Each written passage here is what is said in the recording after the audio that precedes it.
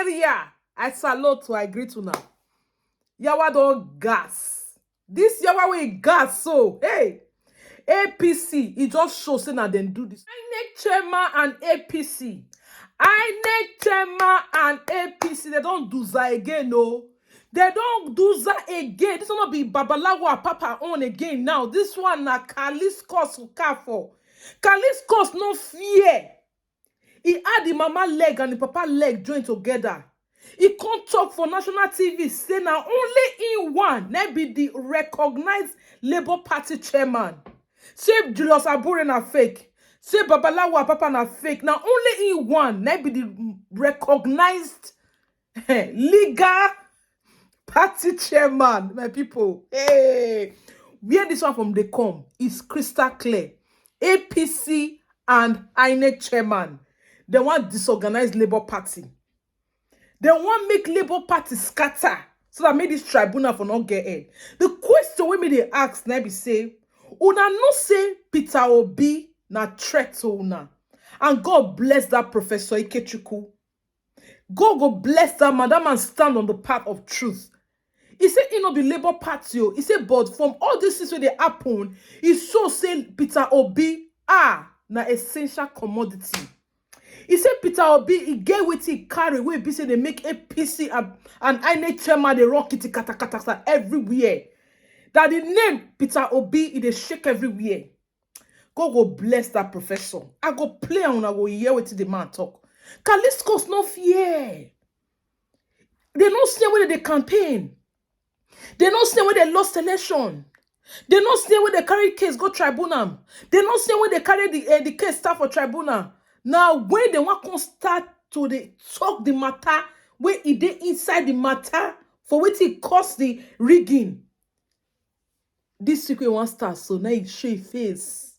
Which means say, they see and say, Babalawo Papa will not work. Now they work on his Callistus own. Take come out. And the guy they talk saying get document. Now your document go boom for your hand. You never see anything, no. You never see anything. You never see anything. The discussion they give Babalawo, that one is small, your own, they go triple. My people wanna watch video. I, as the authentic national chairman of Labour Party, being the man who is former deputy national chairman and now acting national chairman, the only authentic, every other one is fake. Abure is fake. Lamidu, Apapa is fake. Because Lamidu cannot emerge in illegality. Lamidu emergence would have been better if there was no consent judgment, if there was no Callistus Okafor existing. Lamidu will emerge. But as long as Callistus Okafor exists, as long as the consent judgment exists, Abure is illegal. Abure is not a chairman. Lamidu is illegal. Lamidu does not exist. The only exists national chairman, acting national chairman, is Callistus Okafor. And having said that, let it be, let everybody know that I said, I have ordered, which is the paper I have here. This paper has been filed. They filed this paper today. And this paper, my prayers, my beautiful prayers to the court is that Abure, that is, as long as Abure is not a national chairman, as long as in constitution of Labour Party, that an acting national secretary cannot be a chairman. That was all Abure has done. Everything from A to Z. I don't want to know, but I know that he did. He said he did convention, he did a special convention, he did primaries, he did this and did that. He has no powers to do that. For that reason, court should nullify all of them, and court should take my list because I have a list. I believe in rule of law. They know that I'm in court. They will not say, Abure will not say that he doesn't know I'm in court. Abure knows that I'm in court. If he doesn't know, the new amendment my lawyer has done now, I believe in the next few days, he will get it. He will arm it in the court. They will be served.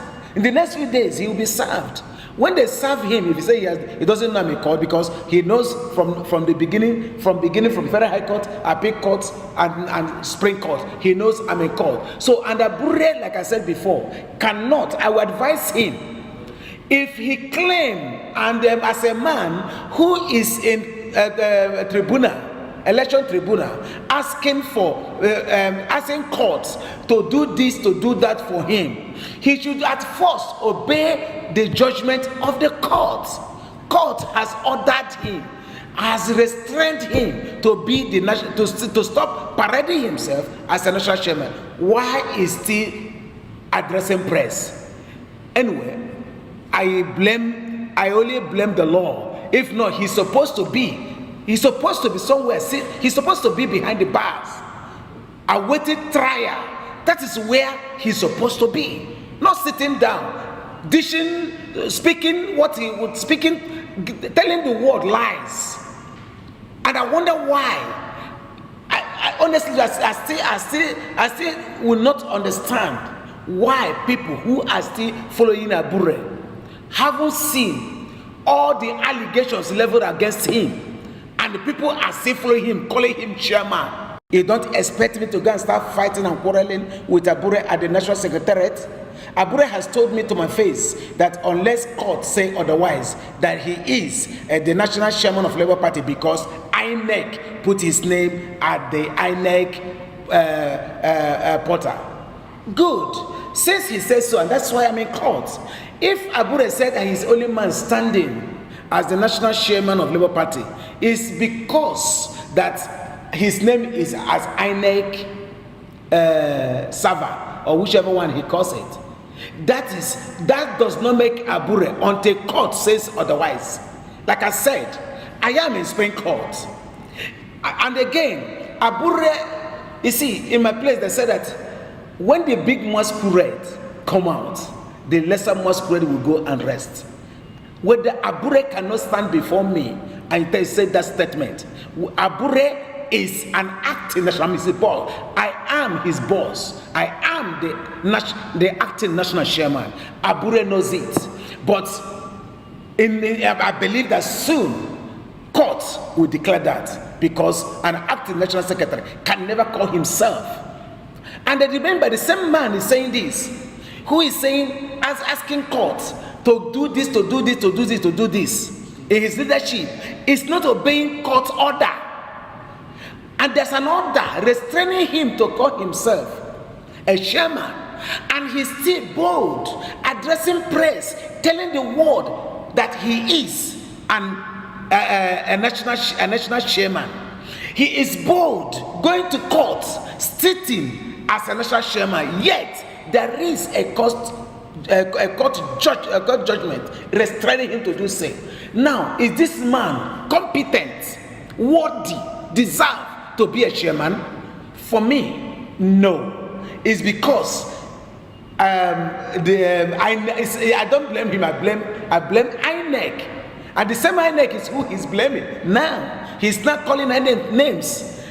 For me, the only thing I will say to INEC, thank you so much, Professor Okeke-Chukwu, for joining us right here. Thank you. Yes, glad to Prof. be here. So talk to us about what's going on in the Labour Party. We've seen all of these challenges here and there. There's a third person who has come out now. Are you a professor of strategic management, human capital development? What exactly could be the source of chaos that we're having in Nigeria's third largest party? As someone who understands how the human minds work, how can three persons be claiming one position? No, it's fairly easy, but let's remove the matter from professorship and strategic management. The issue is that it's a human situation, and the crisis is coming at a point when the Labour Party appears to be the major challenge facing or being faced by a strong power bloc. So let's take it one stage at a time. First, the Labour Party has been in existence. All of a sudden, he got a candidate who had his own, if you like, profile and credentials. And arguably, that candidate raised the public perception and image of that party, gave it a lot of mileage, and the campaign revolved more around the candidate than the party. even at the time the party's manifesto came out, it didn't attract much attention because already there's a perception associated with the candidate the party was putting forward. So all of that aside, everything went on to the surprise of everybody. This candidate got the third position, and there's been the argument that he actually won. Now, that being the case, and assuming it's true that the strong power bloc in the country is interested in ensuring that nothing changes, it would mean that that party will be the target of a lot of conspiracies and controversies. How Abure first got displaced was in itself rather curious and interesting. And if you look at the reflexes of our Papa who came up, it was more like a man. The Green Eagles have gone to play, and a player from the Super Eagles team trying to score own goal. I mean, it was difficult to understand what he was doing, except it was interpreted as enemy action. And so that's why it was readily assumed that Apapa was sponsored, assumed that the sponsorship came from the APC, assumed that the whole idea is for him to destabilize the party, destabilize P2B, and ensure that whatever forces are trying to put together, what do you call it, at the tribunal, is derailed. So that's an assumption, that's a perception, that's a suspicion, which appears to be very strong. Then I think more recently, not quite 48 hours, Abure got reaffirmed, I think, by the court. And everybody thought that, okay, this matter is over now. Let them sort out their internal differences. Now there's this other one from Okafor. The question for me here is it possible then that having lost the Apapa angle, Okafor has again been recruited? Because I would want to understand what his issue is. If he manages to establish his ownership of that seat, it would mean that everything that transpired in the party up till this point cannot subsist, in which case the party had no candidates, etc. So the question of motive then arises, the question of timing, the possibility that is a trump card. Okay, we couldn't get this fellow to do it, now we've gotten this one. That's a strong perception. That's a perception I'm tempted to share, but I don't have any evidence to that effect. But it's clearly is a reasonable suspicion to hold, yes. All right. Well, I'd like to just take us back to 2020. Actually, Abdul Kadir Abdul Salam was the national chairman of the Labour Party before he died. And then, of course, this tussle started between Callistus Okafor, deputy national chairman then, and then Julius Aburi, secretary of the party and all of that, which now dovetailed into another deputy national chairman, Lamidi Apapa, coming into the fray and all of that. But my biggest worry is if there is no structure in the Labour Party, because in every political party, there's supposed to be a hierarchy, there's supposed to be a constitution that will guide transition period and all of that.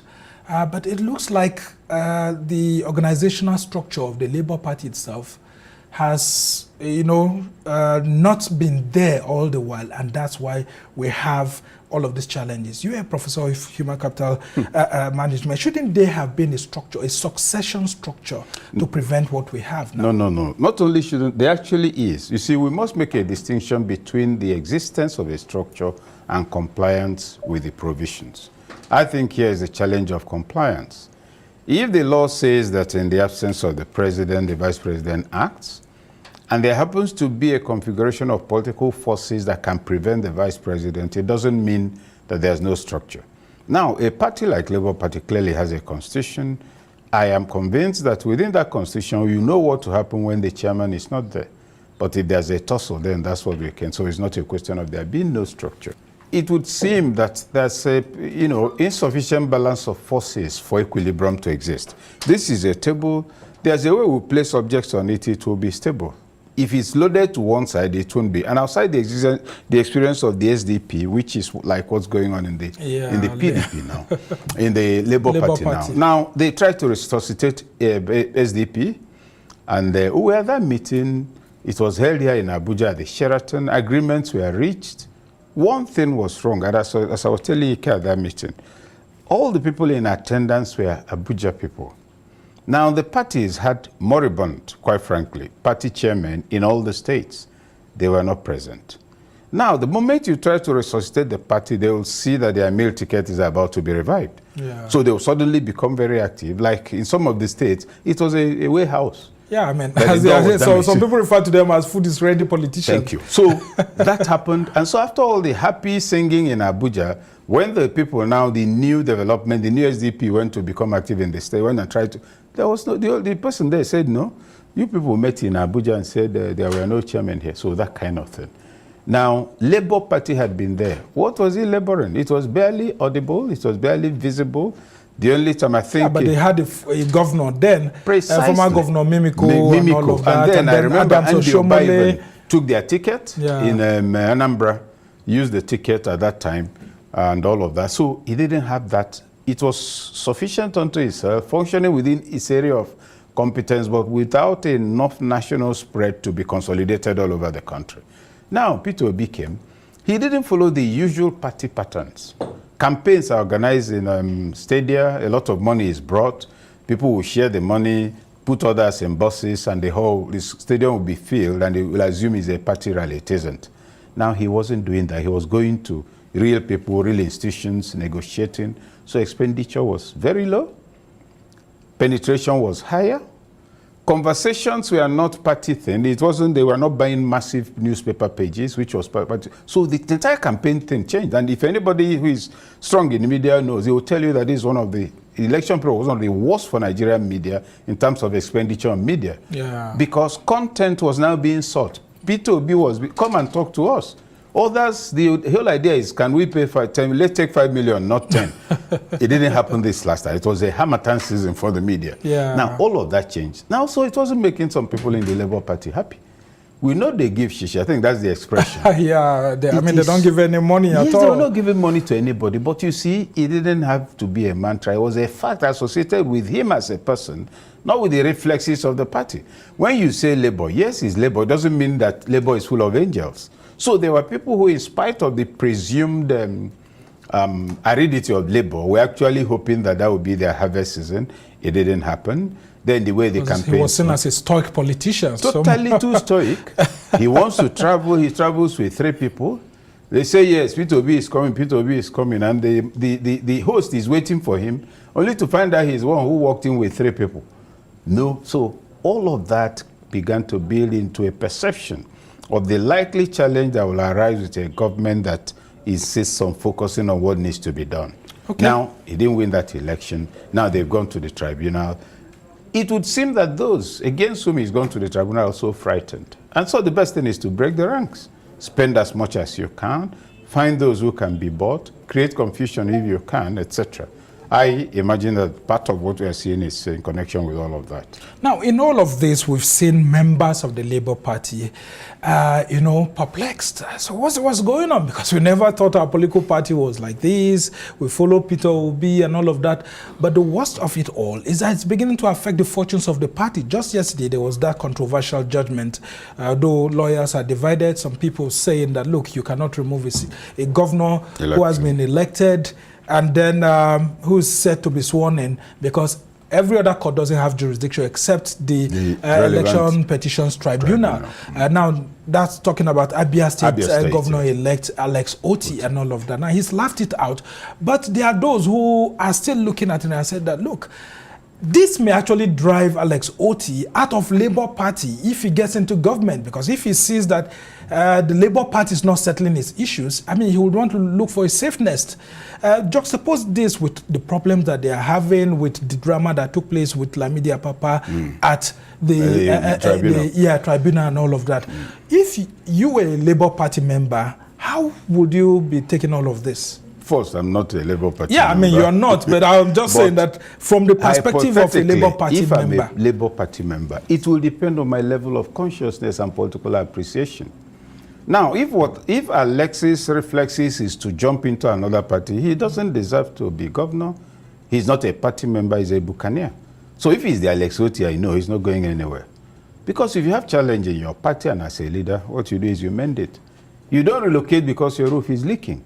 That's when to fix it and claim and insist on the ownership of that address. So, and he's clearly not somebody who gives up easily. So that option is not on the table at all. The court, there's also the official statement, I assume official, that no, it was not a sack. Yes, I mean, that's why we're still probing that statement also, which said that, look, the court never issued this order and all of that. Order that yes, yes. But now, looking, like I said, it depends on my level of consciousness as a party member. This is also a period for political education for members of the party. It's never a tea party. There are always struggles. So, a winnowing process is going on. People who came with a lot of excitement is going to be our turn. Now we'll go in and all of that. When it doesn't happen day one, day two, sobriety comes in, clarity comes in, discipline comes in. Weeding also takes place. Those who were waiting, they had their spoon in their pocket all along, but they said they were not hungry. Now the spoon is staying there for, they see another plate being food being served as well, they run over there. Now that is nothing to be worried about. For the Labour Party as a party, is it really cohesive? Throughout and in the process of everything leading to the election, there was a challenge of cohesion, no question about that. Where the issue is, I ask myself, if I'm a Labour Party member, what I will ask myself is it possible that why there's so much attempt to destabilize us is because we have something they're afraid of? That's the real concern. Is it possible that the especially with the threats to actually withdraw you know, the cases? And a lot of Nigerians were surprised that Lamidi Apapa was asking lawyers, handling, and we're like, what exactly? Does he even know the security implication of that? Now, so the issue is this. There must be something truly alarming that the Labour Party has that's making those working against it want to destabilize it. Of course, the primary suspect is APC. That is terribly... Look, this is a man who came third. So why is he the target? There's a wrestling contest in Abakaliki Junction. They say, oh, he's a Peter Obi telling his brothers to destabilize Nigeria. Everything you're looking for things to... Why him? He wasn't the only one who contested. He didn't come second. He came third. Yeah, but the crisis in Labour Party, doesn't it also show the lack of the ability of the presidential candidate to unite the party? If he can't unite the party from within, how could he have united Nigerians if he had been elected president? First, it's Nigerians that will elect him. The party is a vehicle. Now, within the party, you do not... Look at PDP before the elections. Atiku was running for president, right? Wike lost and said, look, you should go. Atiku refused. Tambuwal was the one who stepped down for him. Tambuwal was campaign chairman. DG, reconfigure it like this. I'm running for the Obaship of my town. And the town is full of fractions. But the other part of the town is quarreling with the other part. I want to be Oba. And 3 of my wives are quarreling. For 6 months, I've not resolved it. Even my respective in-laws are picking on me. You can't make me the Oba. That was a challenge with the PDP.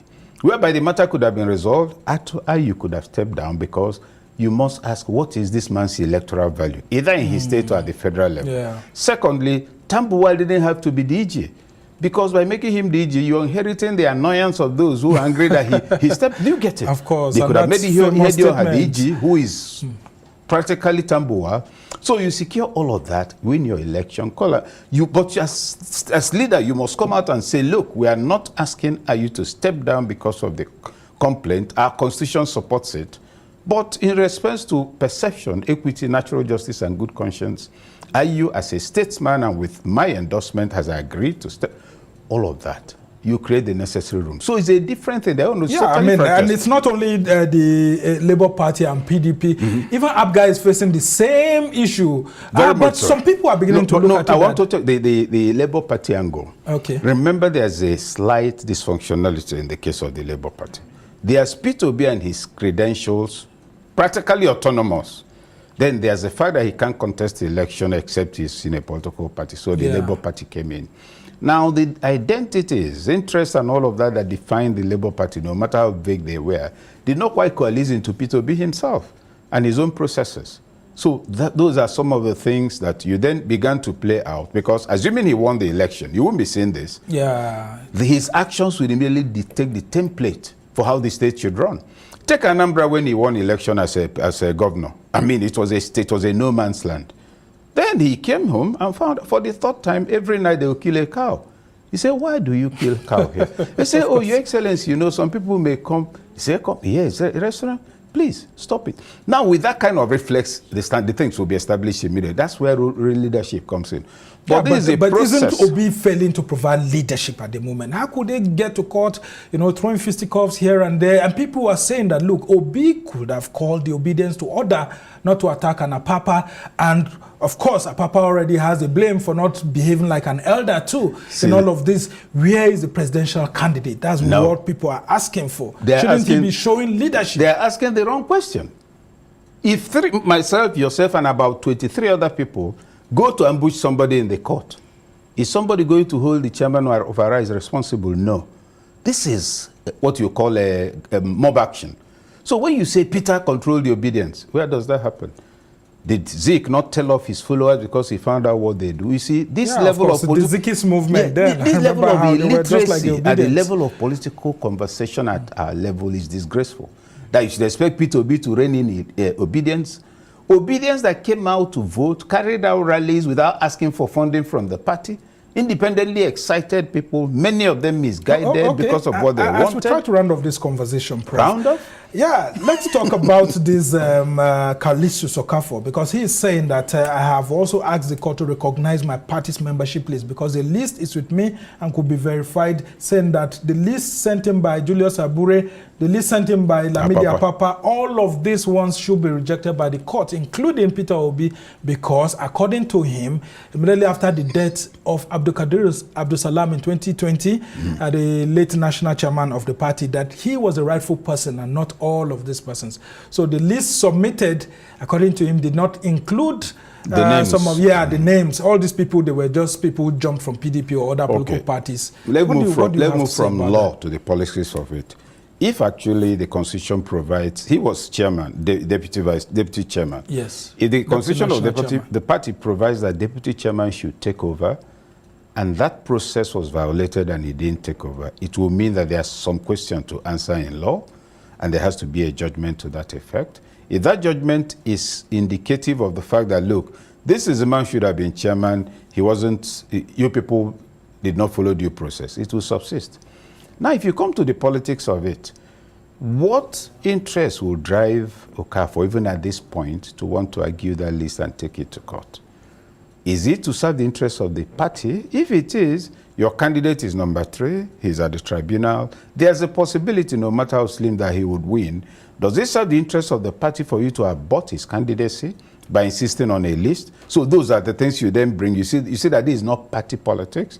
This is not party activity. This is a negotiable disagreement that, listen, just like in football, you've beaten somebody, you fell, the referee decides play advantage. Okay, since you still have the ball, he lets you go on. Now, that's what would be expected of an Okafor. So the suspicion and thinking is that there must be some very strong interest driving his desire to annihilate his own party, abort all its interests. Because if you've got your lists approved, what are you going to do with it? Nothing. You go home. And that same issue is the one that was supposed to have affected Alex Oti, because the claim because there's another Labour Party state chairman that took that issue in Kano, saying that, look, all these people that came into the party, they came in when a list had already been submitted to INEC. Yes, through the back door. A list had already been submitted to INEC and it didn't contain the names of all these people. Now, what are the solutions you can proffer as a professor of human capital management? You keep talking this professorship. Leave it out of it. I mean, this is a country. This is human. Yes, it's human. But you see, I don't like bringing in the academic element because it creates the illusion that professors are the solution. When the average traditional ruler is smarter than most professors, he didn't go to university. So that we deal with the issue as it is. So some people don't think they are not competent to make interventions. Yeah, but you have fine, I've been involved. So you can say to understand the human mind as to when it comes to strategic management. Because this issue is not only in the Labour Party, we've seen it in the PDP, we've seen ABGA having 2 national chairmen and all of that, and these issues are still in court. What is the problem with our politics? Level of political maturity is as simple as that. It also shows itself in the reaction. Some people got very angry about the court. Oh, we want this result. 3 things must be acknowledged. Number 1, that there are rules of engagement in a democracy. Those rules include the fact that if you lose, you don't declare your private result, you take it to the next level, which is the court. So the courts are part of the democratic enterprise. That's number 2. Number 3, when you have confusion like this, that's what you call intra-party struggle for interest. Within the party, there are factions. I want you to become minister because when you become minister, I'll be warehousing your contracts. This person wants you to become minister because there's a list of development projects which, if you carry out, will affect the lives of the people. These are factions struggling. Now, whichever faction emerges victorious drives his interest. Now, you and I may worry about morality, equity, responsible leadership. That's what is driving some people. So when somebody says, can you imagine what they are doing? I can imagine what they are doing because I know where they are coming from. They are not interested in the common good. Presidential candidate Mr. Peter Obi to attack people, some disgruntled elements in the appeal court during the proceeding of the tribunal. Alleged threats, I hereby read out my press release and response to that effect. Alleged threat to life by Arabambi, a joke taken too far. News recently went around where they embattled Mr. Abayomi Arabambi, former personal assistant to Barrister Julius Abure, my Labour Party national chairman, where he alleged very strongly that I sent him a message that I was directed by His Excellency Mr. Peter Obi to attack him or any other person at the tribunal. Ordinarily, I would have laughed over such unsubstantiated and unfounded accusation. But for the benefit of some members of the public, especially the Nigerian youth, who do not know the character called Arabambi, in all views, I see such baseless attempt to defame my person as a last kick of a dying horse. Arabambi is well known with lies, propaganda, blackmail, and deceit. Reasons why the party expelled him in 2014, and his principal sacked him from our party in December 2022. I wish to use this medium to state categorically clear that as a very educated person with fair understanding of English language, that on no account did I reduce myself to Arabambi level by sending such a message as alleged. I never wanted to take this current hulabaloo he created along his newfound friends personal. It is important I remind Arabambi that those who fetched ant-infested firewood had invited lizard to their abode. Recall, Arabambi called the noble Nigerians who believe that justice must prevail in the 2023 presidential election, especially the obedient. He called them obediots. Such description of hardworking Nigerian youth is an invitation to self-destruct. I know he should have known this when he called them obediots. I have said it time without number that Peter Obi's presidency is Nigerian's project. I challenge Arabambi to make public the said conversation in order to quantify and qualify his alleged threat of life from me. Let me make it categorically clear that neither Peter Obi nor any other person has or even contemplating to influence or stimulate any such response to our Papa from Nigerians who already knew that our Papa, Arabambi, and their cohorts have been heavily compromised to thwart the proceedings in the tribunal. The evidences are so clear by the private jets they ride and the vehicles they move around. Peter Obi is known as a peace-loving man who never condones violence. As a governor of Anambra State, it is on record that his tenure witnessed the most peaceful era in that state. He is renowned to be the only governor in Nigeria who moved around without a bulletproof car. He ensured that brigandry, violence, or any form of skirmish ceases in that state.